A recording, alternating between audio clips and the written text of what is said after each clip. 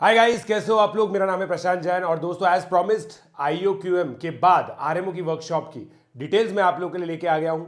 सो दोस्तों कुछ ब्रीदर हम लोग को चाहिए था ताकि हम लोग प्लान कर सके। और दूसरा एक और चीज़ थी कि यार IOQM कुछ बच्चों का नहीं हुआ है, बट हैविंग सेड दैट मेरा ये मानना है कि जो भी बच्चे RMO के लिए प्रिपेयर कर रहे हैं, पहले तो यार एक डिस्क्लेमर देना चाहता हूं मैं। जो भी बच्चों का मेन एम JEE है ना, और वो 11वीं 12वीं में है, they should try to avoid RMO का एग्जाम, है ना। They should try to avoid preparation for RMO because it's a very demanding preparation.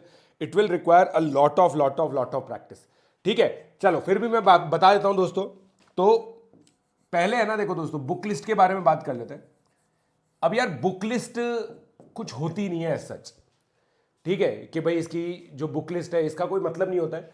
But फिर भी अगर आप जानना चाहते हैं दोस्तों, तो अगर आप हमारे HBCSC की वेबसाइट पर देखेंगे, HBCSC की जो वेबसाइट है, राइट, वहां पे आप लोगों को काफी सारी बुक्स दे रखी हैं। जैसे प्रॉब्लम प्राइमर है, right, problem primer, math circle,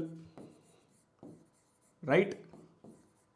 फिर अलग अलग जैसे दो बुक होती है, इनइक्वालिटीज और फंक्शनल इक्वेशन की, बाय प्रोफेसर वेंकटचाला, राइट। तो यार ये देखो, अब ऐसी काफी सारी बुक है, बट उसके अलावा अगर कोई एक बुक आपको चाहिए तो दो बुक मार्केट्स के अंदर है अवेलेबल RMO की। एक तो राजीव मनोचा सर की है और एक विकास तिवारी सर की है। उनमें से कोई सी भी किताब आप लोग कर सकते हो, बट मेरे को लगता नहीं है कि बुक करने से RMO होता है। RMO की जो थियोरी है ना, इजेंशियली वही है जो IOQM की है। अगर आप लोगों ने मेरे IOQM के लेक्चर्स देखे तो उसके अंदर वो पूरी की पूरी थियोरी कवर्ड है। तो मेन फोकस दो चीजों पे रखना है आपको। पहला फोकस आप लोग किस पे रखेंगे? More and more problem solving.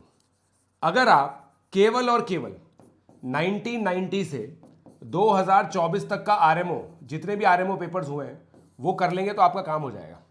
अब ये आपको कहां मिलेगा दोस्तों? HBCSC की वेबसाइट पर पास्ट पेपर्स होते हैं, वहां पे आप लोग को दोस्तों ये मिल जाएगा विद सोल्यूशन। आप लोग को ये AOPS की वेबसाइट पे मिल जाएगा, art of problem solving. AOPS पे जाकर के आप लोग दोस्तों कोशिश करना USAMO प्रॉब्लम्स करने की। उसके अलावा AIME के P11 से 15 करने की। ये कोशिश आप लोग को करनी चाहिए, ठीक है। तो ये हो गया।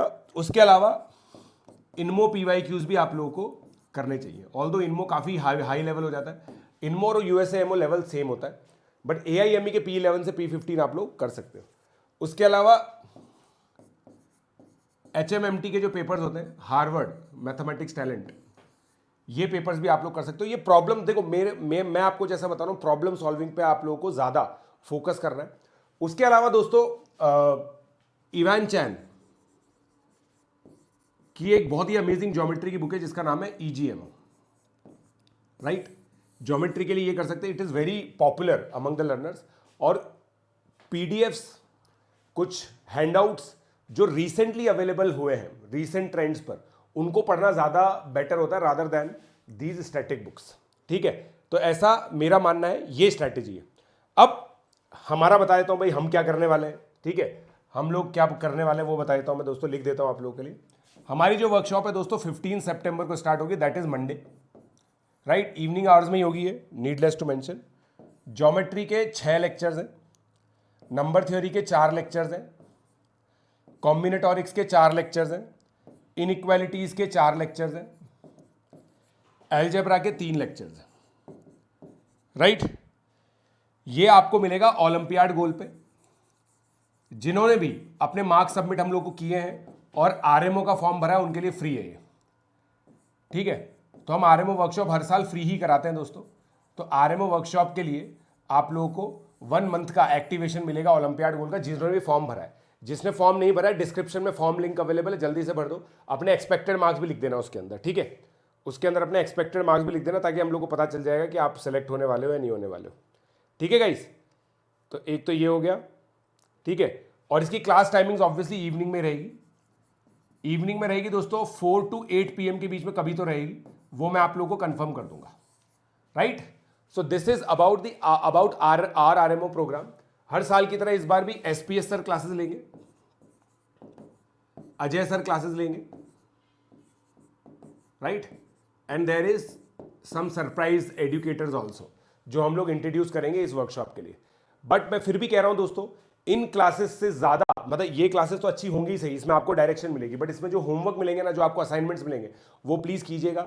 It is about problem solving, क्योंकि देखो आरएमओ का एग्जाम स्ट्रक्चर क्या है, 3 घंटे में आपको 6 सवाल करने होंगे।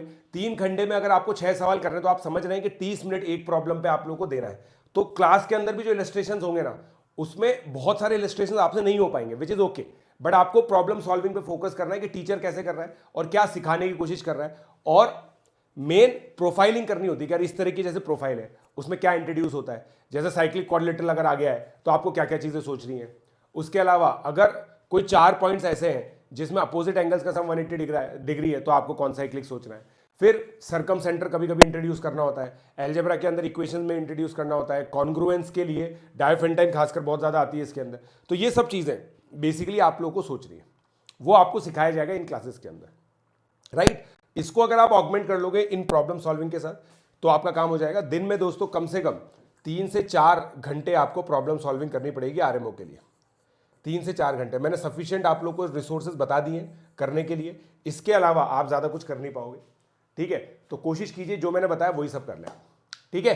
तो मिलते हैं दोस्तों आरएमओ वर्कशॉप में, लेट्स क्रैक इट।